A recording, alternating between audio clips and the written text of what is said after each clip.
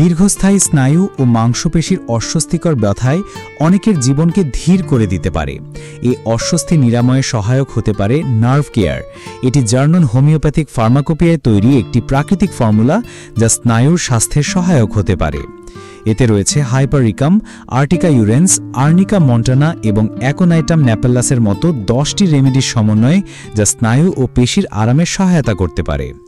হাইপারিকাম nerve বা স্নায়ুর আঘাতের ফলে অবশ ভাব বা ঝিমঝিম ভাব হলে তা নিরাময়ের সহায়ক হতে পারে।